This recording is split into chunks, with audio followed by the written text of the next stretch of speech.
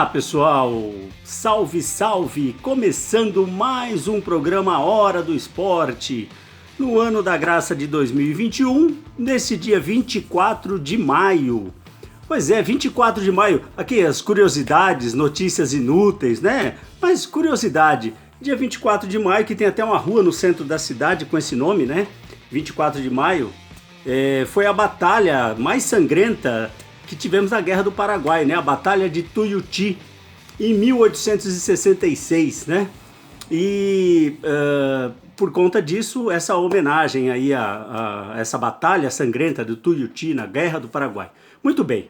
E aí, já falando em datas comemorativas, né? Ontem, dia 23, foi aniversário do Rubinho Barrichello, né? Rubinho Barrichello, um dos grandes nomes do automobilismo brasileiro. Rubinho Barrichello, um piloto que ficou na Fórmula 1 por 20 anos, né? 19 anos, 19 temporadas ele permaneceu lá, depois está sempre envolvido, enfim, em várias situações. É um cara super respeitado, muito querido. Então fica aqui um abraço pro Rubinho Barrichello, que representou muito bem o automobilismo brasileiro, no período em que esteve lá. Muito bem. Também, coincidentemente, né, o dia 23 é o Dia Internacional da Tartaruga, o Dia Mundial da Tartaruga, né? Então, também a todos os adeptos aí, os que gostam das tartarugas, também um abraço e comemorando esse dia. Muito bem. Fórmula 1, ontem tivemos o GP de Mônaco, um GP que tem todo aquele glamour, aquele charme, o GP muito bacana, né? Pelo glamour e por tudo que ele representa na Fórmula 1. Porém, nós sabemos, nós que gostamos, né? Nós que estamos sempre aí acompanhando a Fórmula 1, sabemos que o GP da Fórmula 1 normalmente ele tende a ser um pouco monótono, né? Então as coisas acontecem muito mais fora, né, ou no pit stop, coisa assim, e não foi diferente. Dessa vez aconteceu também no treino classificatório, a pole position do Charles Leclerc, de uma forma em que já estava no finalzinho do treino classificatório, e o Charles Leclerc bateu, né, no guarda-reio, e aí foi interrompido, e a classificação ficou da forma que estava, né? Então ele estava na frente. E aí, as más línguas até, poxa, será que ele bateu propositalmente ou coisa assim? Eu acredito, obviamente que não, né? Foi ali um acidente mesmo, mas porque ali é uma pista de rua, ela é extremamente estreita, é difícil de pilotar, né? Tanto que é muito difícil até de ultrapassagem. As ultrapassagens são mais complicadas por conta do ser um circuito de rua, os carros mais largos. Normalmente quem começa na frente consegue largar bem, que foi o caso ontem, né? Foi o caso do Max Verstappen, que estava em segundo lugar, né? na grid de largada, e o Bottas em terceiro.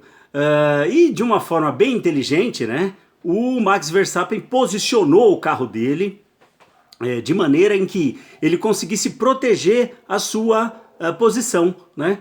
Apesar de o Bottas também ter largado muito bem, mas ele não foi suficiente, né? Não foi suficiente para poder segurar a onda ali e passar à frente do Max Verstappen. Porque o Max Verstappen ele continuou na posição de segundo, né? O Leclerc ele não largou. E por que ele não largou? Porque no acidente no treino, a Ferrari teve que mexer no carro, né? E quando mexe no carro, ele quebrou a transmissão, né? E aí se ele tivesse que trocar o câmbio ali, enfim, ele ia para sexto lugar. Então a Ferrari fez alguns testes e que optou, né, fez uma opção ali de não trocar o câmbio. E aí foi o grande problema, porque quebrou, né? E aí não conseguiu nem largar. Mas aí o Max Verstappen, que não tem nada com isso, ele se aproveitou muito bem da situação, largou na frente, largou muito bem e também deu sorte, né? Porque o que aconteceu?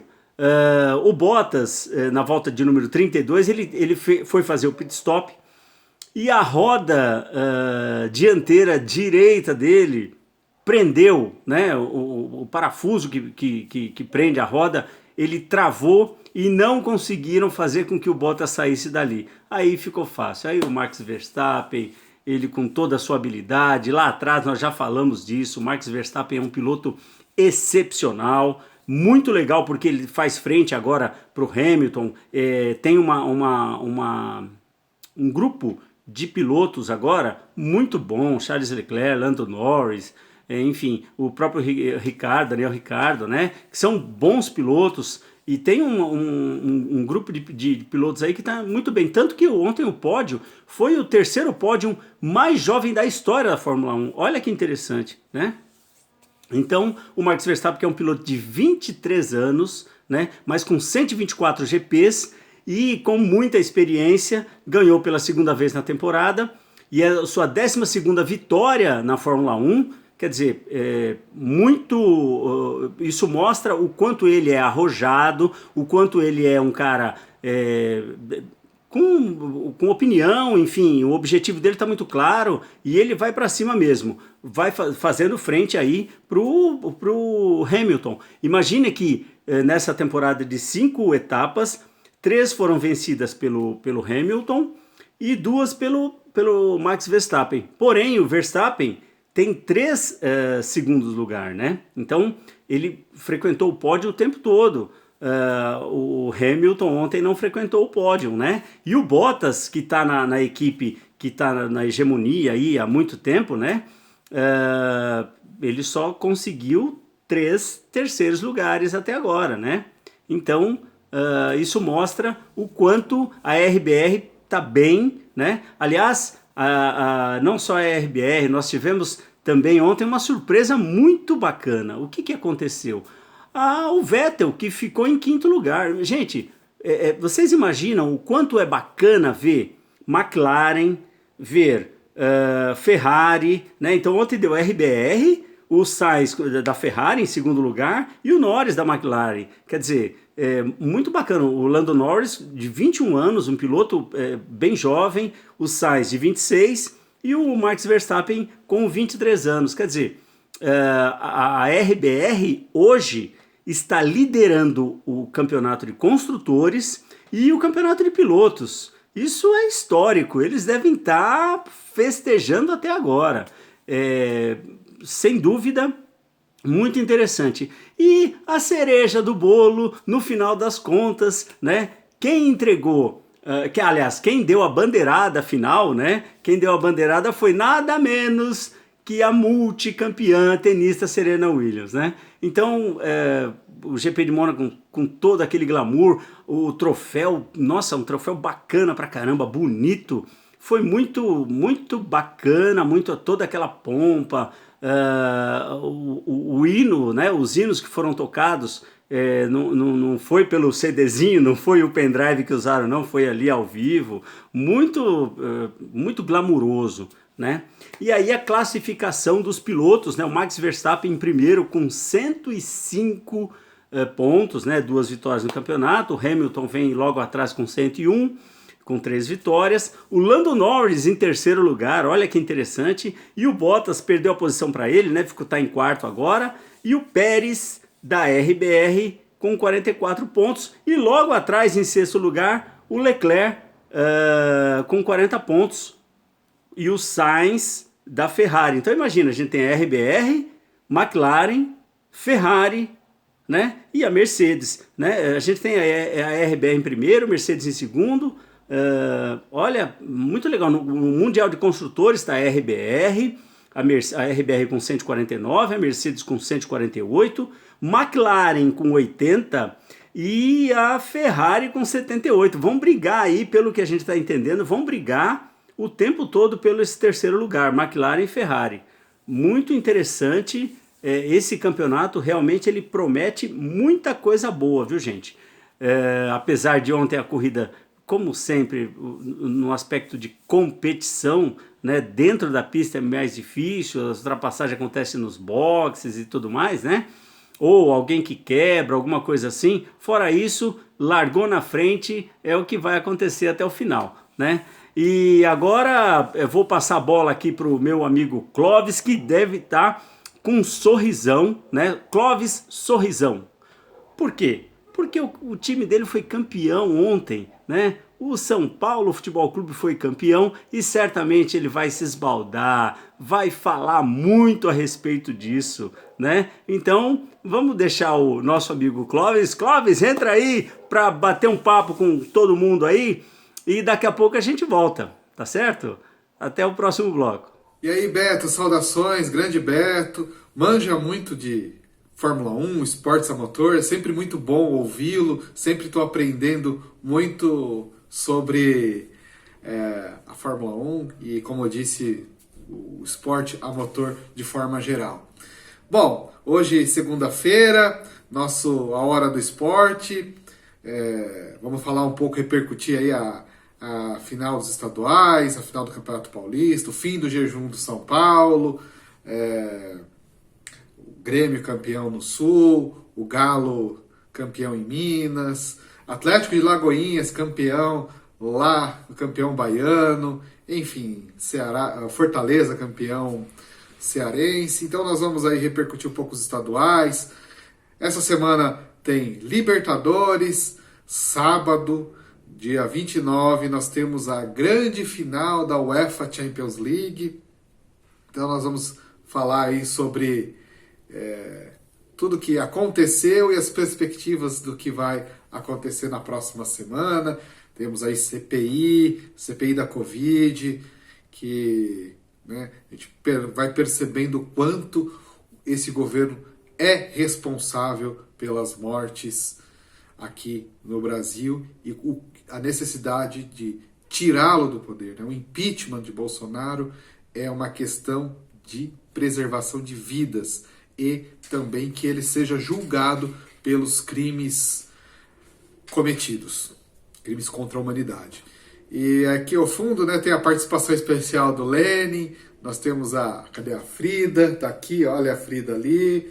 Então nós estamos hoje com participações ilustres aqui hoje na Hora do Esporte. Então vamos lá, começar a falar pela Libertadores, depois no final a gente deixa para falar um pouco sobre os estaduais. Bom, nesta semana a gente tem a última rodada da fase de grupo da Taça Libertadores. Já está quase definidos, classificados, já estão praticamente definidos. Os brasileiros que estão mais complicados aí, o Fluminense e o Santos. Os demais já estão classificados. Resta saber se vai classificar em primeiro no grupo. Então vamos lá.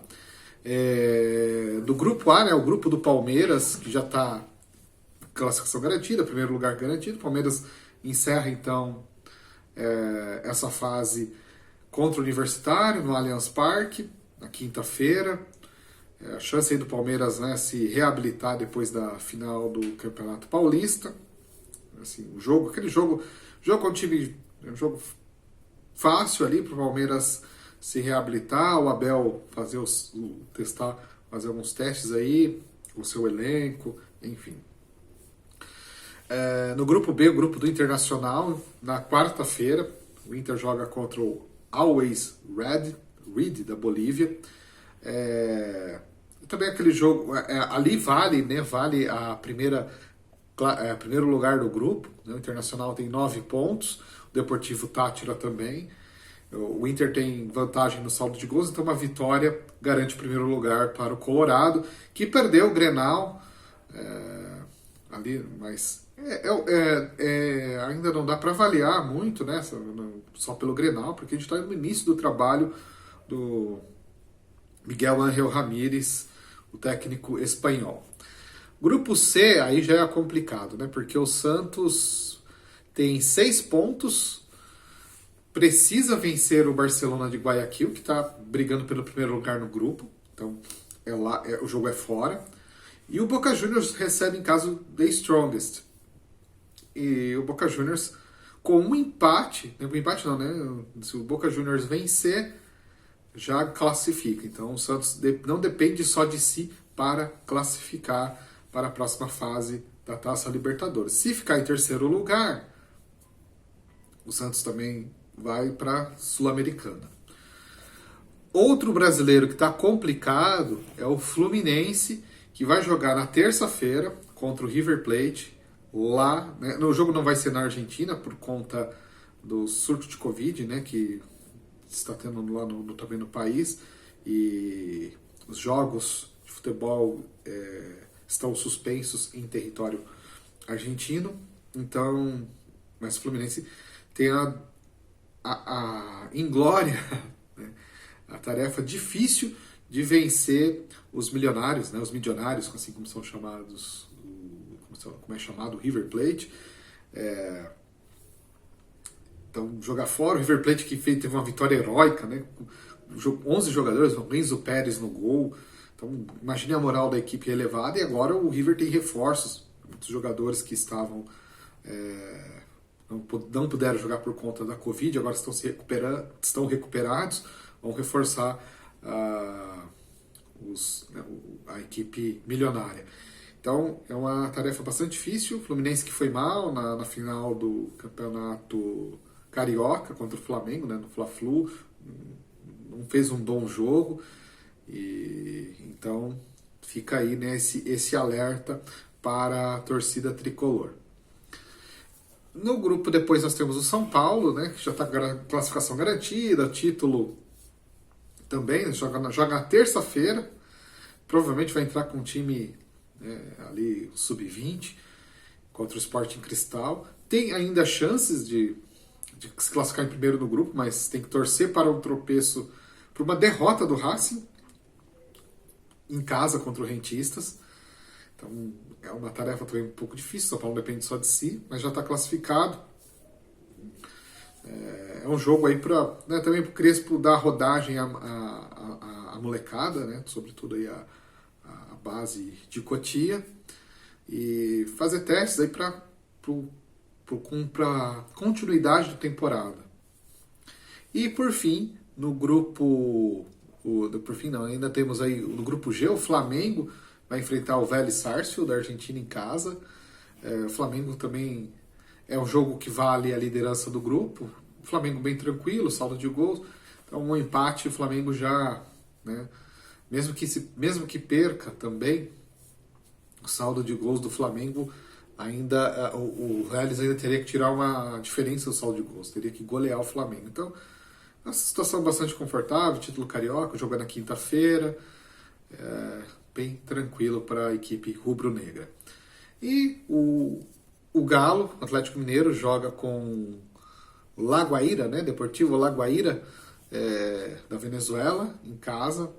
Então, um jogo aí para festejar o título mineiro, e pode terminar como a melhor campanha, né? Tem tudo aí, o Atlético tem tudo, o Galo, né, tem tudo para terminar com a melhor campanha da fase de grupos da Taça Libertadores. Então, sobre Libertadores da América é isso. Então vamos falar um pouco de UEFA Champions League.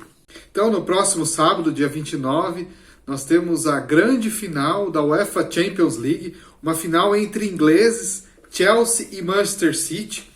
O Manchester City buscando seu primeiro título do técnico Pep Guardiola, e o Chelsea do Thomas Tuchel buscando o Chelsea o seu segundo título nesse torneio continental. Lembrando que o técnico alemão Thomas Tuchel está disputando a sua segunda final. Ano passado, na temporada passada, disputou pelo Paris Saint-Germain contra o Bayern de Munique, perdeu a final por 1-0, e agora tem novamente uma chance. Depois da sua chegada na equipe de Londres, os Blues, né, assim como é chamado Chelsea, teve um bom desempenho na UEFA Champions League e eliminando o Real Madrid na semifinal. Do outro lado, o Manchester City de Pep Guardiola buscando o título inédito, não inédito para o técnico catalão, que já foi campeão pelo Barcelona na temporada 2008-2009, na temporada 2010-2011, e tem aí mais um título na UEFA Champions League. Sábado, então, o jogo. Na próxima segunda, a gente repercute o resultado deste grande confronto entre as duas equipes inglesas. Agora falando um pouco da final dos estaduais, né? A gente tem aí os estaduais, tava falando Barcelona, não sei por que eu estava falando Barcelona. Nós tivemos no Sul confronto Grenal, né? O Grêmio campeão venceu o jogo da ida por 2-1, empatou em 1-1 contra o Internacional do Miguel Ángel Ramírez. Obviamente que essa derrota do Grenal traz questionamentos ao trabalho, mas a gente tem que levar em consideração que é um trabalho que está se iniciando, enfim, né? Não é, acho que qualquer pedido de demissão, essas coisas mais intempestivas não devem ser levadas em consideração, assim espero que a diretoria colorada não leve em consideração. E para o Grêmio, parabéns, mas, como a gente diz, estadual serve para serve para a gente acertar o time, porque agora a temporada começa para valer com Brasileirão, daqui a pouco mata-mata da Libertadores e Copa do Brasil.